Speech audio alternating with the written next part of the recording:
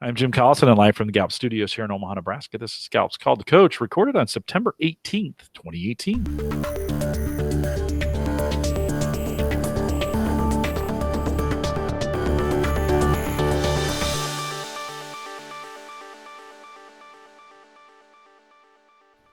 Called the Coach is a resource for those who want to help others discover and use their strengths. We have Gallup experts and independent strengths coaches share tactics, insights, and strategies to help coaches maximize the talent of individuals, teams, and organizations around the world. On this special edition of Called the Coach, we'll spend some time investigating the experience, emotion, and empirical aspects of each element of Gallup's Q12, and I really mean each and every one.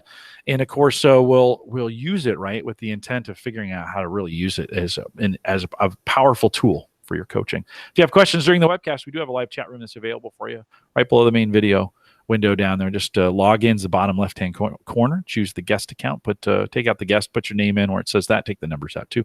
Hit submit, and you are in the chat room, and we'd love to have you ask questions live. If you're listening to the recorded version or have questions about anything around strengths or engagement, send us an email, coaching@gallup.com. Don't forget to visit the Gallup Strength Center, just Gallup Strength Center, for all your coaching, GallupStrengthCenter.com, I should say, for all your coaching resources and training needs. You can also catch the video and downloadable audio for offline listening. We call that podcasting, available for you on our coaches blog. Head out to coaching.gallup.com. Mike McDonald is our host today. Actually, Mike's becoming my best friend at work. He's a workplace consultant here at Gallup on the riverfront. Mike, I think I can say that. I'm seeing you all the time now, and we're going to do some great work together. Welcome to Call the Coach. Thanks, Jim. Yeah, you are definitely a point of reference for me when I think about this particular item of best friend at work. So, it's great. And I think as I was thinking through the item, there's a lot of testimony to the friendship that you and I have. I think that you create with others as well. And I think that shows up in the product, right? I think there's a story here that just naturally makes things better from best friend at work. And I think about even you and Micah, right? You and Jeremy, you and Kurt. And when you think about the intentionality of creating those best friendships through a joint effort and a product, an outcome that comes together, how can it not be better as a result? So, Jim, you're right in the center. You are an orchestrator of so much of what those best friendships mean in the product that we all get to experience. And so anyway, I'm excited to kind of not just that by itself, but using that as a great frame of reference to tell so many other stories that I think we can all relate to and connect to. Yeah, a little bit of a ranger in there, right? And wanting to win. I really want to win others, but I know I'm not smart enough to do that. So I arrange these relationships, you, Micah, to really be the subject matter experts on these. And it is an exercise. I do, the relationships that I have in this context, right? When you've lined up talent to a role and then apply this item to it. In other words, having a best friend. My woo makes me very, very wide, and I am not deep. But when I think about these work relationships that I have with you guys, it's super important to me that we are developing these friendships. And so, Mike, it's the time we spend outside of recording, or with Micah, it's the time I get to spend with her when she's here on campus, or just, we dial in 30 or 45 minutes early on the program when we do Theme Thursday, and it gives us a chance to build that best friend at work. And yeah, I do consider that. I have multiple ones. I don't think it's a single question. I have a best friend at work. I think I have best friends, and that works for me, right? That helps me stay engaged in this. We're going to dig a little bit more into that, and we've probably given some away early here. But Mike, let's start with some of the resources we have available. Where do we start, and how do folks get involved in this? Yeah, absolutely. So the item is exactly phrase, I have a best friend at work. And Jim, dare I say it is scandalous. It's controversial. It is the question that when we ask the 12, it's the one that gets highlighted, underlined, question marks, stars, asterisks, all sorts of reactions emerge right when we put this question out in front of people. And Jim, here's what we would contend, and just as an overarching perspective about this, powerful questions, powerful outcomes, right? We can't ask diluted and meek items and expect there's going to be discovery on the other side. And so I think when we really get into the intensity and we talk about each of these elements representing something emotional and motivational, there's a huge story to tell inside the item of I have a best friend at work. And part of telling that story is the integration of so many different perspectives and resources that help reveal the aspects of best friend at work. And so, as always, we are going to be referencing and introducing and integrating. First, break all the rules, our understanding about what each of the 12 elements really represents and means from that seminal book. Not to be missed, the strengths code that's inside that book, the Q12 code that's inside that book, how you can use those to really advance your coaching and the work that you're doing with leaders as they take their teams on through the power of performance and an engaged approach. We will absolutely be standing on the insight that's brought out from another book that brings engagement into our lens of application. But this book is called 12. It's the elements of great managing, a lot of great case studies and research that's unpacked in that. Again, I referenced it before, but our chief workplace scientist, Jim Harder, literally traveled the globe and pulls out some amazing stories and discoveries from all sorts of pockets and crooks and areas where engagement on the surface shouldn't seem to be created, and yet it is in really powerful and profound ways. And then we want to bring in our own reports, our real recent, current, cutting-edge reports around what the workplace looks like, particularly in the United States. So we have our State of the American Workplace report. We like to look at the generational approaches and perceptions of engagement. So we have the Millennial report that we'll be bringing into some of our discussion, as well as our re-engineering performance management report. And so, ultimately, it's all about performance. And so it's about how do we take all of this understanding and distill it down and deliver it through powerful, meaningful conversations and coaching that release it all. So we want to make sure that we're touching those points of credibility, the empirical, the emotional, and maybe most importantly, the experiential.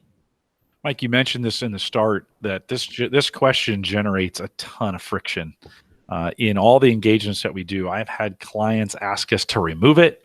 I've had clients ask, I don't understand why you have it. It creates a lot of churn. It creates a lot of conflict. People just disagree with it. That's the beauty of it, people. I think when we think about and this is one of those, Jane Miller, our COO here at Gallup, and who we've interviewed on Called the Coach before. We had her on a theme Thursday. She says conflict, or I think sometimes chaos, creates clarity. Yeah. And this is one of those questions that surprisingly creates a lot of chaos in environments. And coaches, I think you should take advantage of that. I was in a meeting the other day, just yesterday, actually, lots of chaos going on. And it forces you to really deal with the issue. And I think inherently as a coach, this, but when you're getting into coaching situations, and in this situation where it's creating chaos, it's creating conflict, rejoice in those moments. They're super hard, right? But rejoice in them because you can get clarity out of them with a lot of conversation. Man, that kind of preaches, Mike. I didn't know if I should raise my hand in the air or follow up with an amen, but yeah, you brought it. That was right on point, Jim. Use this question to your advantage, right? Mike's about to say some really smart things about it, and I really want you to pay attention because this is one of those you can really start digging in and getting to the heart of some really good engagement things that are going inside an organization. And so, Mike, get us started as we think about that. Give us some concepts. What can coaches kind of latch on to as we're thinking about this question? Yeah. Well, so I think one of the commonalities between this item and really what we all do as coaches is we ask really powerful, thought-provoking questions, right, that reveal and help people create some discovery. And I think that's really the center of what item number 10 does, Jim, is it's a really powerful, thought-provoking question. And to your point, that chaos and sometimes that controversy is space for discovery as much as clarity. So we do get some things confirmed in the center of all of that chaos, but we also find discovery, things that we had not seen before as a result. I think that's only an opportunity for us. And so it was interesting, Jim, I was with a client a couple of weeks ago, and of course, predictably, this question came up.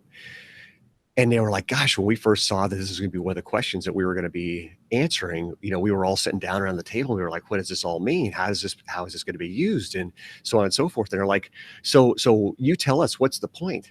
And I'm like, what you just did. You would have never, ever, ever sat down as a group of people on a team and had a meaningful conversation about best friend and what does it represent and what does it mean and how does it get created. That would have never happened had this question not ever presented itself to you. And so now think about the momentum and the mutual interpretation and the possibilities that you're all considering, maybe the discomfort that it's coming from, but you would have never had that conversation.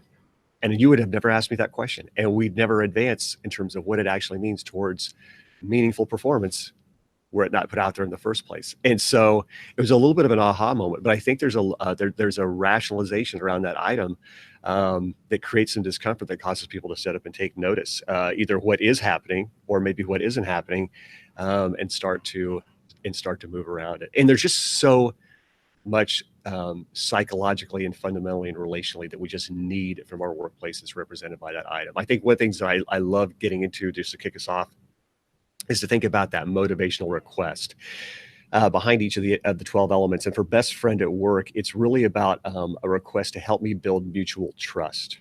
And so when you think, Jim, about best friend and that unconditional trust, boy, that's a separator. And if you have people who have your back where there's unconditional trust, think about the freedom and the resistance-free space that you can occupy to deliver a fantastic world-class performance. If you don't have that, and if there's a hesitation, maybe a cause to wonder, do the people around here really support me?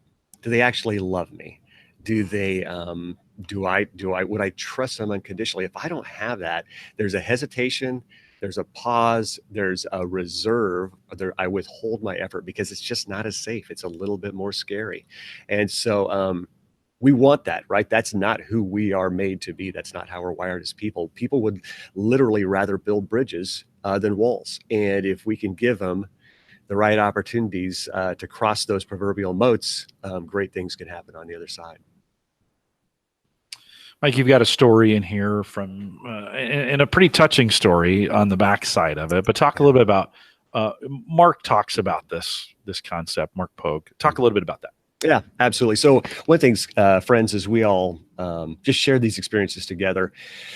Mark Polk has been a guest, right, that Jim, you've had on multiple times, and just an amazing work really throughout his career. The backstory to that is so that Mark Polk and I have known each other for about 25 years. We were both, I was a volunteer for Young Life. Mark was an area director for Young Life, and we became fast friends and had some real shared family experience together. But as we started off in that work together, literally over 25 years ago, I actually recruited Mark to come to work at Gallup, and Mark had a significant career at Gallup, really advancing, as so many of you know, our work around strengths and students, particularly as Strengths Quest came out and was created as a product and a movement across campuses throughout the United States.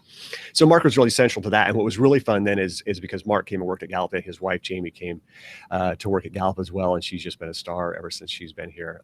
So that's been a shared experience as we come through this. And so fast forward, then Mark takes on his role, really the pinnacle of his career as the executive director of the CliftonStrengths Institute, and to really put into motion all the mechanics of what the conversion to a strengths-based campus can actually look like when it's led and developed and created through students, student leaders, student coaches, and putting that all into motion in the best of what's represented through our own Strengths Institute. And so many of you have heard those stories. And so it was a really sad week last week because Mark passed away. He had a long, hard-fought battle with cancer. And so to bring that to the center of this, and Jim, and as I think about the relationship that you and I have and the relationships that so many of us have, when you think about engagement really being central and representing voluntary discretionary effort, when does engagement become so powerful and profound that it activates what people want to do versus what they have to do?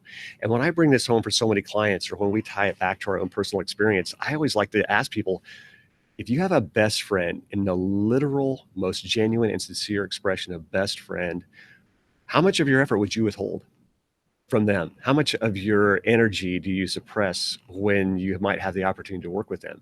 So Jim, it's just natural that I get really amped up and excited about the anticipation of doing Called to Coach with you, because I know this is going to be a really fun, meaningful, significant time that you and I will share as we put this content out and hopefully have it advance and move engagement across the United States and maybe the world. And so that was a meaningful, important time for Mark and I when we could share so many of these experiences together, and to have those touch points where we knew that we were there for each other. And so we had habits, we had routines, we had, it's the classic best friendship where you say the same joke over and over again, and you still think it's just as funny, if not more funny than it was the previous time.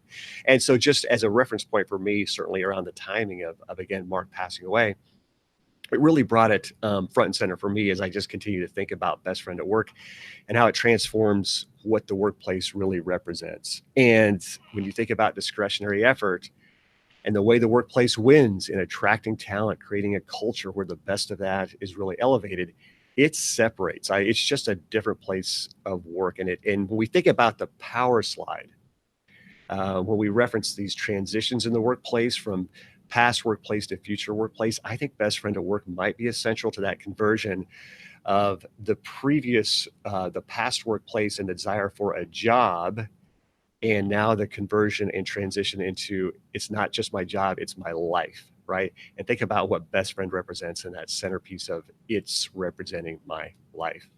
So really, again, just meaningful, but I guess poignant place for me just to really think back and just appreciate and not take for granted at all what this item represents when it transforms our workplace. Mike, the temptation would be, because we get so much pushback on it, to just remove it, right? Mm-hmm.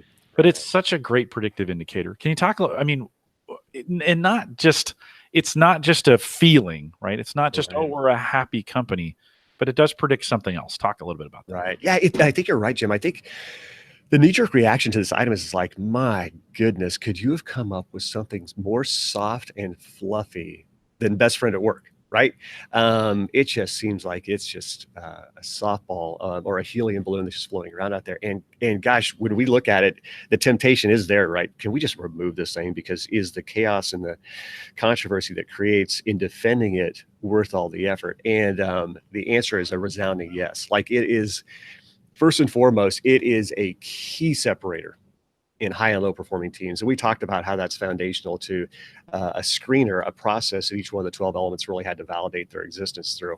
Best friend at work is a gap the size of the Grand Canyon between the ability of a low performing team and their opportunity to answer that as a 5 relative to a high performing team and their opportunity to answer that as a 5. It's just a separator. Low performing teams just cannot claim that item. High performing teams absolutely can, and those stats just bear it out in such powerful ways. Just right off the bat, if you have a best friend at work, you are 7 times a multiplier, 7 times more likely to be engaged in your job.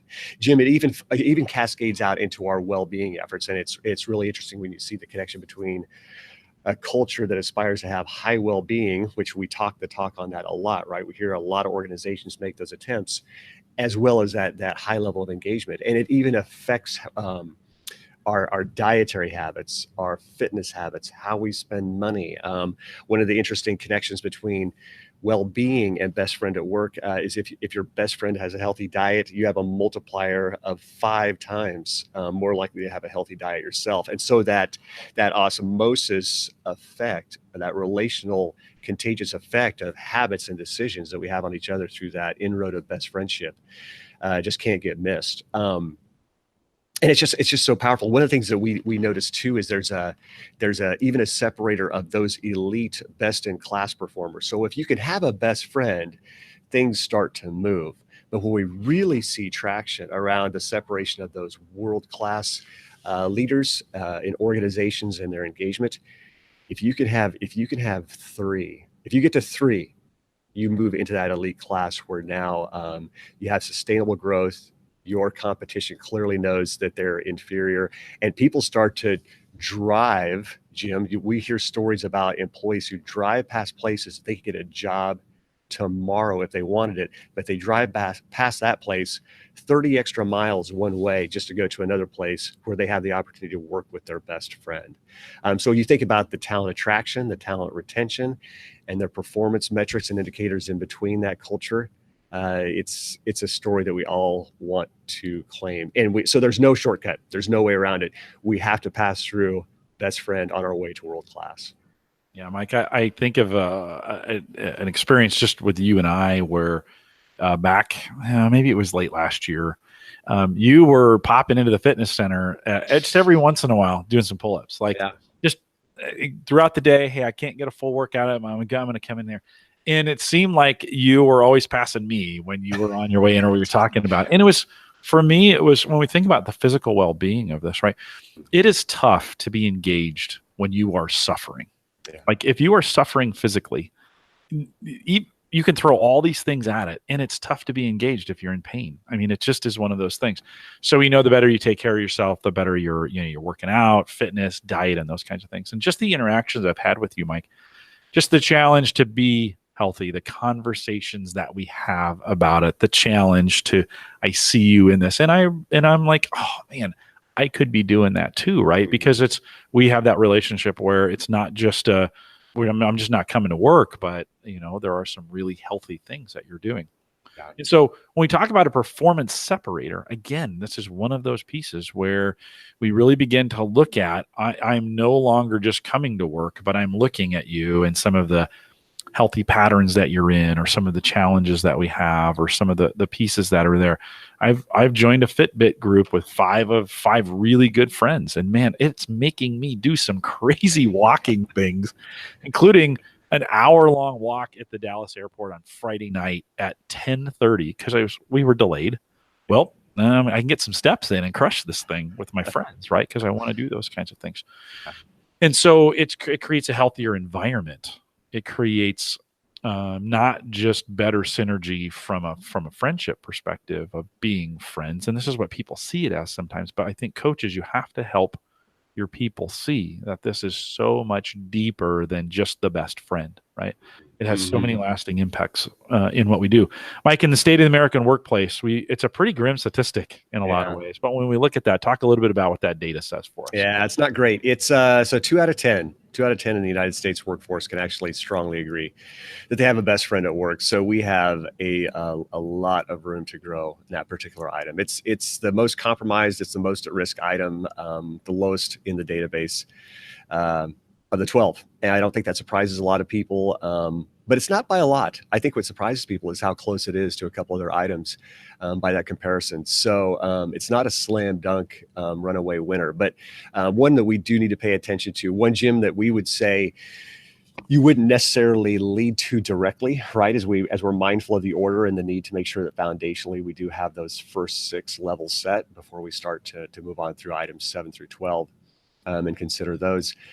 We don't rush to get there, and I think that's part of the frustration sometimes with best friend at work is that we can't just, put a dollar in the vending machine and have a best friend pop out. That we really have to authentically create a culture that creates that environment for those best friendships to show themselves, to have those connections. But when we do, the reward on the other side, not just personally, but even as a performance outcome, is really unbelievable. Safety. In those environments where safety is of importance, it is a huge gap in terms of what can happen. 36% can be up to the difference of fewer safety incidences if we can do best friend at work right. We see leaps and gains in terms of profitability and a huge difference in customer engagement. So it's very interesting when we're that intact internally. I love that overflow of profit and customer engagement, that there's something about what we have to give back, and even just our ability to naturally and more comfortably impact clients and customers in a way that drives profit, just because we enjoy internally the experience we have working so well together. And so it's interesting is if you think about great leaders, what they're doing is they're thinking about those real natural conditions that can cause and create that. Jim, I think about you again as another convenient example, but we have an award here at Gallup called Power of Two. And some of us were joking a couple months ago that we were like, if you want to, Jim's been part of like 6 or 7 of these Power of Two awards. Like so we were saying the best way, if you want to win an award, is work with Jim Collison, and then your odds of getting recognized for this Power of Two are multiplied many times over. And so, Jim, you just manufacture Power of Two best friendships and recognitions in that. But as I make fun of you, I will use this as an example, though. But think about those Power of Two combinations, and we talk a lot about this, and there's a real strategy to this, there's a strong relationship between Q4, recognition in the past 7 days, and best friend. And so in our coaching, as we help leaders think about the dynamics that how do they lever up to generate and drive best friends, think about that recognition piece. And so think about the motivational request within question number 4, which is know me. Do you know me? If you know me, then you're able to recognize me really well. There's an individualized approach to that. But think about that opportunity and that ability to know me and then to help me build mutual trust. And if those two things can work together, if you can use Q4 to lever up to Q10, you've got a strategy, and you've got a realistic, authentic way to actually create best friends where it's meaningful, it's manageable, and it's within our ability to influence that directly. So I think there's something to think about there, Jim, as we move past that frustration of how do we start to elevate and aspire towards Q10. Well, start back within items number 6, and particularly number 4. How do you recognize people, and not just an individual, but recognizing different combinations of people for their contributions? No, it's great feedback. David in the chat room says, and you kind of alluded to this, but let's clarify it, Mike. He says, I have a question about the scaffolding or sequencing of Q10. Is it important to get some of the basic questions right first before focusing on Q10? Or let's apply any of these 9, 10, 11, and 12 as we think about those 4. You alluded to this, but be real clear, Mike. Yeah. How do we do that when we think about the order? Yeah, no, it's something fundamental that we need to understand. We would always contend, and part of this is just helping leaders fight their natural tendencies. And what a lot of leaders will do in a very well-intended fashion is they want to race. If you think about the hierarchy, Jim, of engagement, and probably in a different call, we'll need to unpack that with a lot more detail. But these items 1 through 12 really organize themselves experientially. And it's a great roadmap to think about how we maybe onboard people, how we manage change. But Jim, as you and I have alluded to, you just can't miss items 1 and 2. It doesn't matter how fast we want to race up to some of the others, but if we're not intact on 1 and 2 foundationally, then the sustainability of all of our efforts in those higher elements just will not, it'll be compromised. It'll be very shallow and superficial. So there is an overarching order to how we would want to approach those. Now that's a guidance. That's not to be prescriptive. So that it still takes a conversation. It still takes a mutual interpretation at the team level to figure out if question number 9 really is getting in our way. Either, if it's really something that's affecting our engagement, either in a really positive, profound way, or as an area of risk, what do we actually have to do to acknowledge that? But we can't do it at the expense of what might be happening at questions 1 and 6. And so a lot of times in our coaching, we want to make sure that managers aren't ignoring what's happening in those first 6 items. And it's a little bit like our coaching with, the race that sometimes so many people want to have to the bottom of their 34 strengths, right? They want to immediately pay attention to where are we bad at, and let's pay attention to that. Well, sometimes managers want to just only look at the things across the 12 that are low scores without really paying attention first and foremost to what's our foundation look like. What do items 1 and 2 look like? What's our opportunity, and how do we feel about our contribution back performance-wise in items 3 through 6? And so we want to overcorrect and pay attention to those first 6 and make sure they're good, but not prescriptively and only at the expense of ever paying attention to items 7 through 12. So it's a little bit like our coaching, right? So it's a combination, I guess, of order, right? Priority-wise, we want to pay attention to the first 6, but not singularly and only at the expense of any other items outside of those. Jim, does that make sense? Is there any clarity that needs to be provided in that? I think there's some opportunities to sow some seeds for the smart ones who are really approaching this. Knowing 6 through 12 are out there, 7 through 12 are out there. And knowing what's coming ahead, there's some opportunities to sow some seeds early that don't take a lot of effort and a lot of time. This would be a great opportunity here with Q10 here in a second, but to do some things that don't necessarily take a lot of time, but focus as you're focusing on 1 through 6. Know these things are coming up. And so as an example, you think about best friend at work. Well, certainly if you have company policies that are restricting that, and they're restricting them for reasons that don't exist anymore. Yeah. Or when we think about just corporate culture, we're not doing some things, here at Gallup 3 times a year, maybe 4, we bring Joe on the go into the atrium to make these custom coffee drinks. And it's awesome. And you'd think it would be if you think about what is that really covering from a question standpoint, from an engagement standpoint, it's not a materials and equipment. It's not, I know it's expected of me at work. It draws everyone to the atrium for a couple hours to come and meet together and renew some of those, right? Have some of those conversations. There is a best friend at work outsourcing tool you could do like that. That it's going to cost you a little bit, but you're going to outsource this gathering of people. You physically have to do nothing to make that work except write a check and have these guys show up, right? Whatever it is. Yeah. And so you can begin to cover some of those.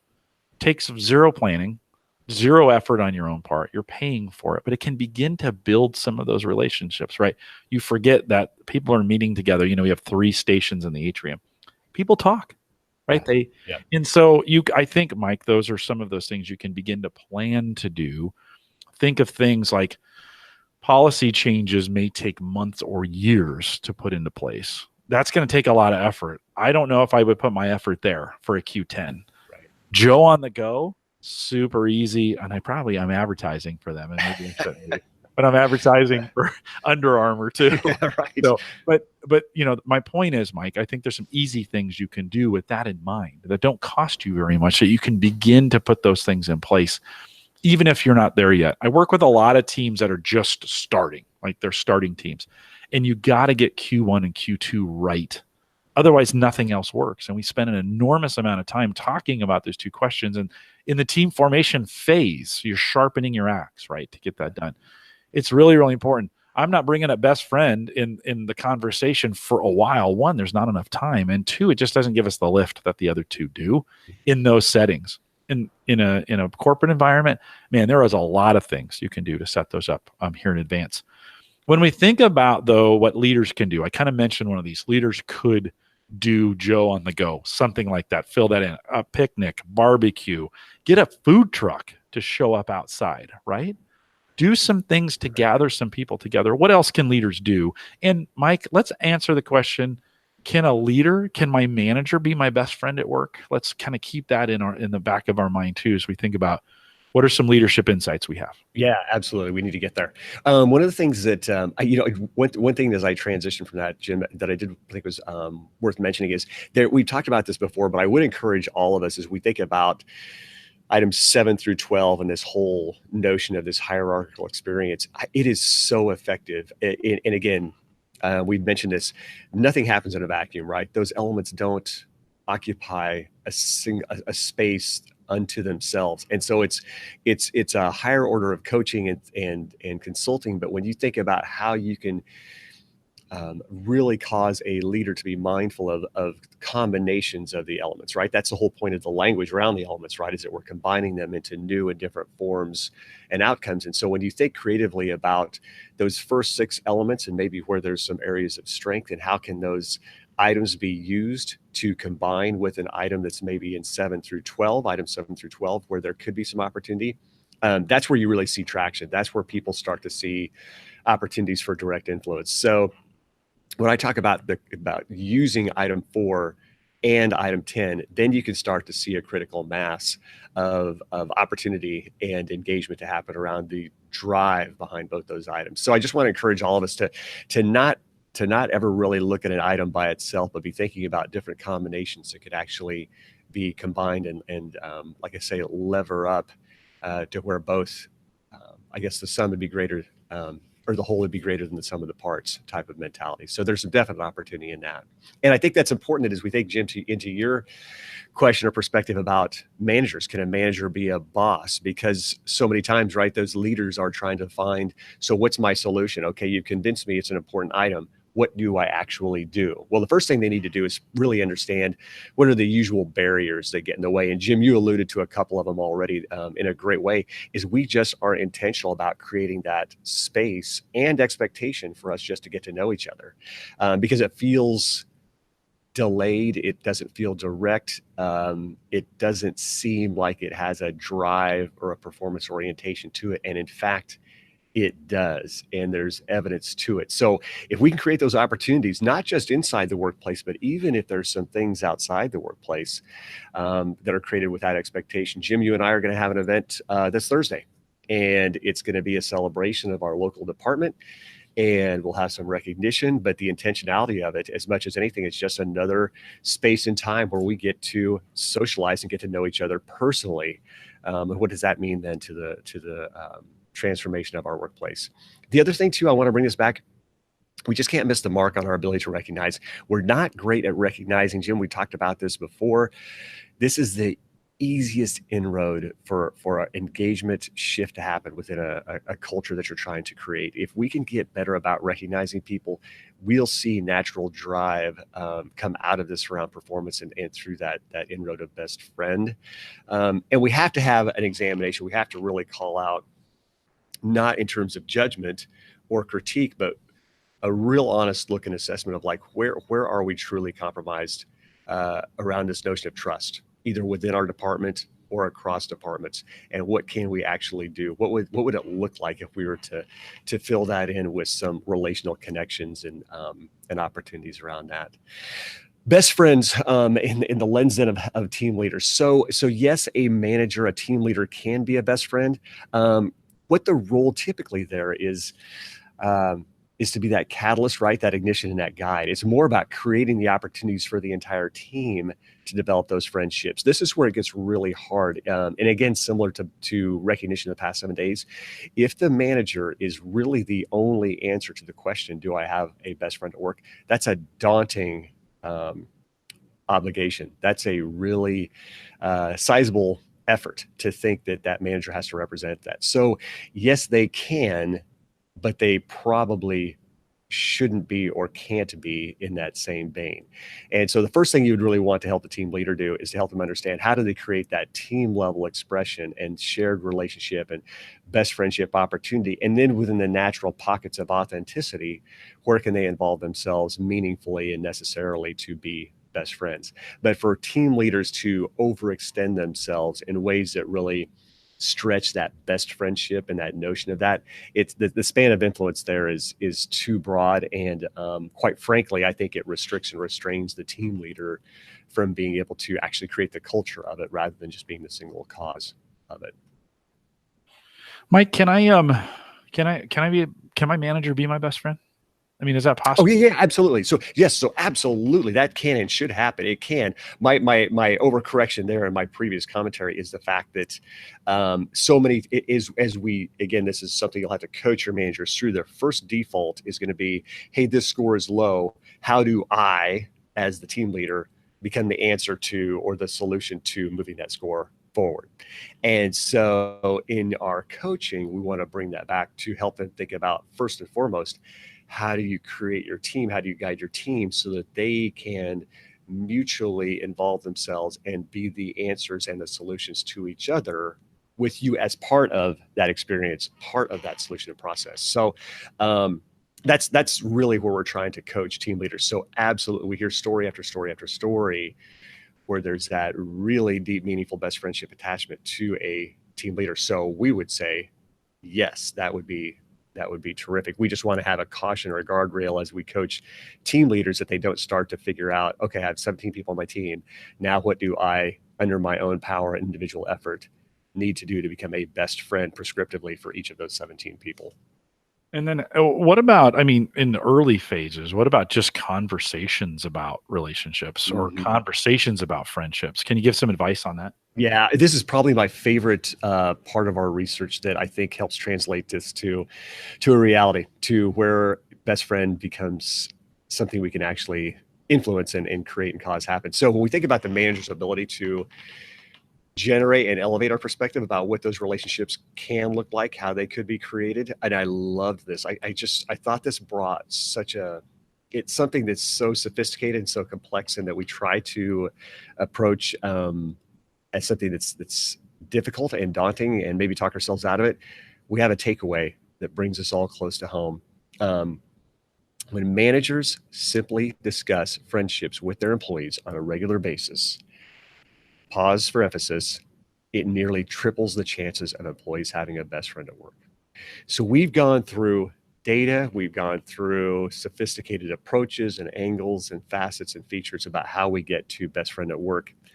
And Jim, if managers just set that if they normalize what it feels like and our expectations around how work should be personal, we have a desire for work to be meaningful and to matter, and nothing represents that better than best friend at work. Then let's talk about it. Let's have conversations about it, and let's normalize it on into our culture where we actually have, Jim, we see one of the best examples I see where this has taken on a physical form is when we see workplaces start to reference people as their Q10, right? It's not even, this is my best friend, this is my Q10. Now the item has a face, a personality, a relationship to it that really brings out the best of it.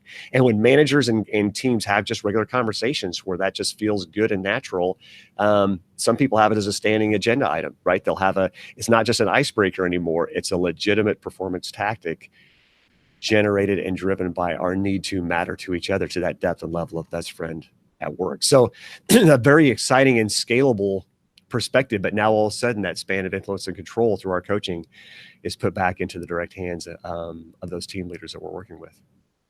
Mike, you might be changing the way I'm thinking. When we do Q12 feedback, sometimes, we'll go into an organization, or I'll go into an organization that's taken the Q12, a team. And sometimes I've taken all 12 questions as a whole and kind of looked for the opportunities. Like, okay, what are we doing and where are our opportunities? And I think I'm going to begin as I do these to make sure we're actually covering the bases. Like, okay, team, I know you gave us these scores at 1, 2, 3, but are we really? Let's just do a fact check really quick. Let's just make sure we've got our bases covered early. And if some of those opportunities are down at the 8, 9, 10, not just going straight to those to say, okay, we need to start doing friend things. There's been a lot of chat in the chat room about doing things like a company picnic where you may spend $15 or $20 or $30,000 depending on the size of your company on doing this picnic to get people together, but the work environment's so terrible they just kind of stand around and complain about work. Right, it's so uncomfortable, right? Yeah. We've seen those. And so you want to think about investment of these events. I mentioned that the Joe on the Go, but really begin to think like, okay, I'm investing these dollars.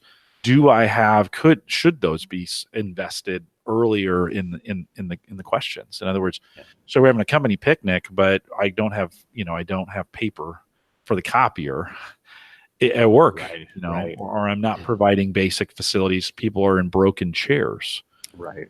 Do they have the basic materials and equipment? We see, Mike, 3 characteristics of a well-connected team, right? And so as a team leader, as a coach who's coaching team leaders or managers, let's talk a little bit about through those, because I think you should be looking for each one of these as well. Yeah, I think these are the signs and indicators that you've got some best friendship engines operating within your teams. If these 3 things are present in evidence, so these are the clues. This is the evidence that best friendship is really on display. So first and foremost, Jim, I love that the angle you're taking with this, and as you talk about those connected or those bundling of items together and how they combine to really create powerful, meaningful outcomes that are relationally connected. So we can take an item, for example, like I know it's expected, right? And tie it to best friend at work. And then now just think about what that dynamic looks like. So think about the extension of expectations and how that gets transmitted through friendships and relationships. Now it's not transactional, and it's not a detail sheet that I have to read through in terms of how I do my job technically. It's a relationship that I have with somebody who's extending themselves to kind of coach and guide me on through it. Makes sense out of that technical or detailed approach towards me being new to a job and trying to understand how I actually do it. So, Jim, when you think about what are the 3 characteristics of a well-connected team, trust is implicit in that. And so we talk about, right, that's the request coming out of Q10, best friend at work. And when we have trust, we see that there's a confidence in one another's reliability and dependability. And so think about that confidence level foundation around knowing what's expected of me in the context of that trust-driven relationship that's also represented by best friend at work. The other indicator is teamwork, right? Teamwork is a term that gets thrown around really casually and almost dismissively. But when we genuinely have teamwork as a byproduct of best friend at work, there's a natural appreciation of one another's talents and strengths, and we appreciate that mutual and that collaborative effort where, Jim, you're great at something, I'm great at something, neither of us is great at the same thing, and if we pitch and pool our abilities together, we actually are much more aggressive in terms of what we reach for and what we aspire towards in challenges that we'll take on. And there's a fearlessness that's created in that culture as a result of that best friendship dynamic. We talk about this before, but I think it's a shift out of that zero-sum mentality, right? Where if we're truly best friends, Jim, I want you to win. Like, I am leading the standing ovation when you get our biggest award at Gallup at the end of the year. And I love it because I have that genuine mutual appreciation, and also understanding that I know if that was me up on stage, you'd be doing the same thing. And it transforms. When we talk about teamwork, it's a whole nother level of teamwork where, again, as a team leader, I'm not having to walk around and activate all of that type of response from everyone on my team. They're naturally generating it and crave and desire that on their own. The third aspect of this is what we would call emotional loyalty. And that's where you get into this almost irrational, purely emotional, zero restraint extension and involvement of me just wanting to stay and work later and do extra things, Jim, just because I get to work with you, and vice versa. And there are testimony after testimony, story after story of some of the most profound inventions, the most exciting discoveries happening, not because people were so passionate and driven about the outcome necessarily by itself, but fueled by the opportunity to actually get to work with a best friend. And the excuse to be with that other person by itself just caused great things to happen. I was with a client a couple of years ago, and he was one of their top, diamond level, platinum level sales guys. He would sell contracts worth $100 million, literally, to his clients that he worked with. And he was able to relate. This is where it gets fun when we start talking about the language of best friendship and relationship that's driven by strengths and how we can understand each other. He was unpacking, actually, he stood up. It was perfect. He actually told the story of why best friend at work was such a powerful item. I didn't have to sell it to his team. He sold it to his team, and he talked about how he has relator as one of his top 5 strengths. And when he thinks about best friend at work, and he thinks about the opportunity that he has to work with his best friend at work, he would actually acknowledge that his opportunity to work with his best friend at work, driven by his relator perspective about what best friend looks like, led him to actually bring in $1 billion of revenue over the course of 10 years with a client contract that he and his best friend at work. Now, his contention around that item is he would say it wasn't nearly as much the money, because at some point the size of the contract was so significant that wasn't the motivating factor for him. But the creativity and the ingenuity and the opportunity for him to work with that best friend and really drive the growth of that client relationship and a mutual partnership that they experienced, not just externally with that client, but internally, as it brought the two of them so close together. He would talk about how they shared vacations, they shared anniversaries, family events, etc. It just completely transformed their work environment. And, oh, by the way, happened to bring in $1 billion over a decade for his organization. So I know that's a really grand, elaborate example, but we all have such daily meaningful examples where, when we talk about the correlation of safety. Hey, Jim, put your hard hat on. Hey, Jim, watch out with that ladder. That one's kind of weird and funky, so it kind of wobbles. So if you're going to use that one, make sure you got a little extra support when you do that. That's the way we think about the workplace. We're looking at it through that lens of best friendship. Mike, we're doing this Q12 for Coaches series because of this, right? You and I had been talking and spending some time together and kind of dreaming about what could be. And we just said, let's just do this thing. Like, let's get it done. Right. Like, why are we waiting around? Right. And one of those examples of just our friendship, that led to productivity. Yeah. It's been very well received. Many people have sent me notes, messages like, man, I really like this series. And so that it doesn't have to be $1 billion sales. It can be an idea to get together and have a conversation. And I continue to learn. Like, this is good for my management as I read and hear. And I mean, I'm kind of forced into this learning as a manager. It taught me something today, right? And so it's one of those things where they can be as little for us, this engagement, although could have massive impact on our community as we think about their learning. Mike, in the few minutes that we have left, we've got some questions managers should be thinking about, some prescriptive, like, what kind of things, how should you be questioning yourself? These questions that are in the back of your brain, what kind of questions should I be asking myself as I'm thinking about leading teams? Yeah, that great accountability around how are we leading to something that can be somewhat nebulous and ambiguous, but actually has so much significance on the other side. So how do we make that happen? Jim, the first thing that I think, or one of the most important things I really want to have us land with, and it really tying in this notion, right, the obvious combination of strengths as we drive engagement.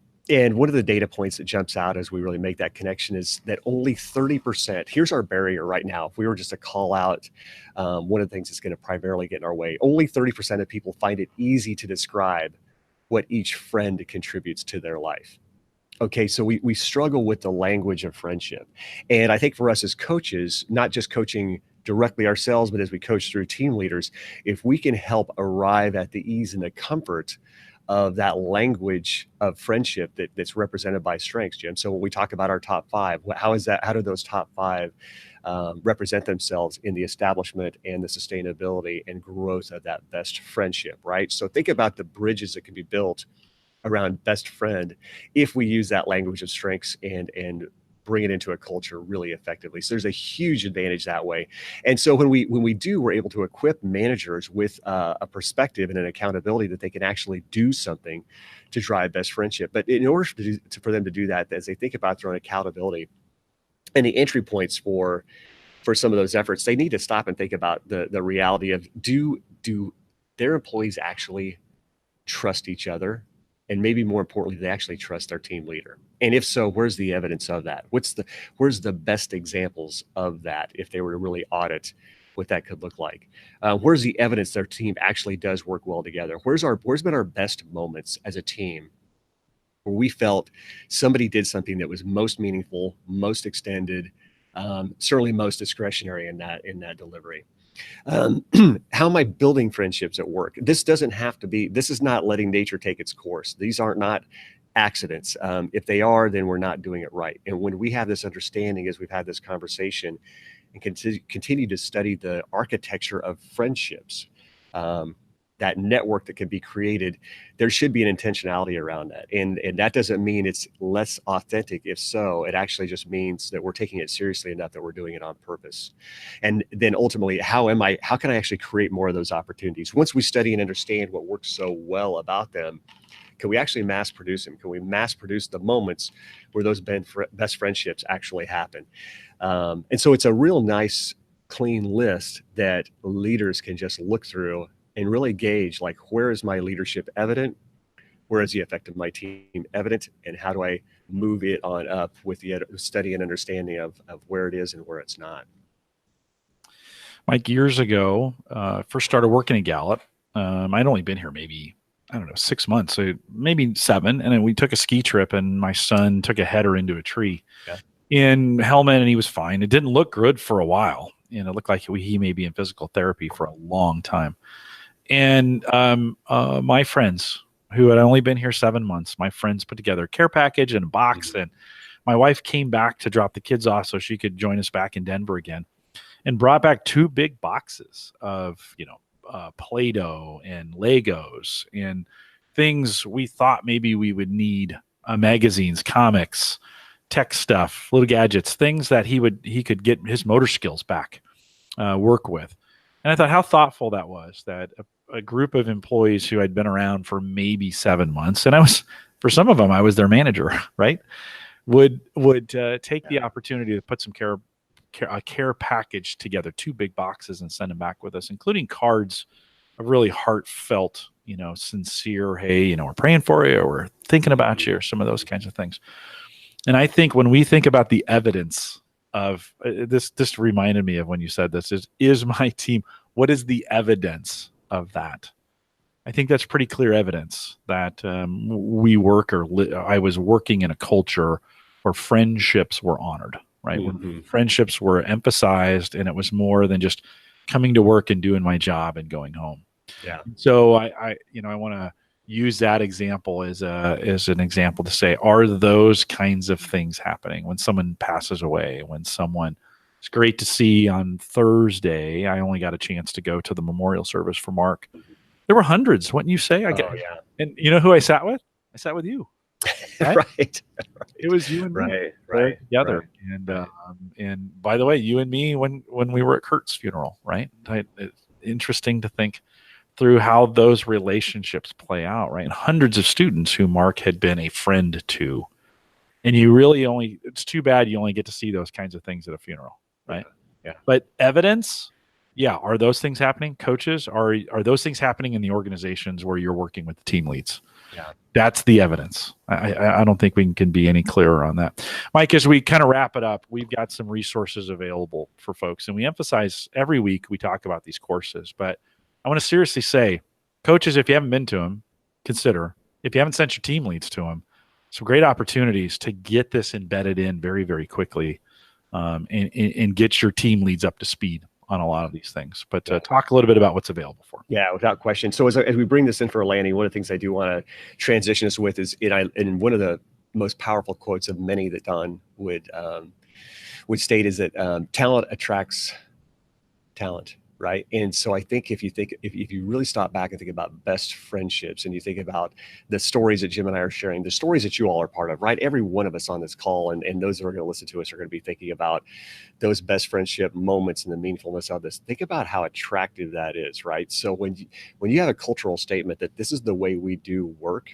it's deep, it's personal, it's meaningful.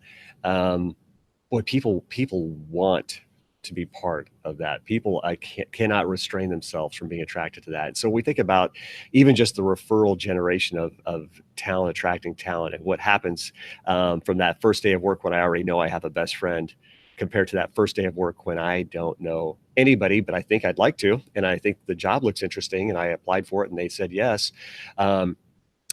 Very different experience, and one that when we think about how much of that impact can be created early on, there's a lot of opportunities for us to leverage there. And so for you all as coaches, as you involve yourselves, we want to make sure that the best of those strategies and the features of the workplace are really brought out in these classes that we do have available. I know some people have already taken advantage of these already, but we always lead off talking about our Engagement Champion course. It's a deep dive into the science, the research, the understanding, the application of engagement, but really oriented around the span of influence that you have as a coach and as a consultant to work with teams, work with leaders and organizations to move engagement forward in the culture they're trying to create.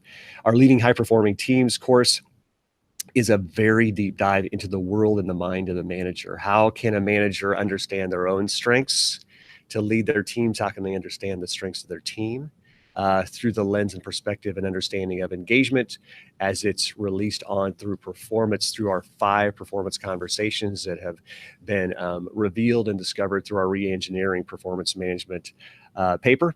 And then if those things don't align for you, if the time and the opportunity isn't available, by all means, get a hold of our engagement starter pack. And that by itself has a lot of ignition to it where you can really start, drive, and generate a lot of discussions with and through a manager. It's got the first Break All the Rules book contained within it.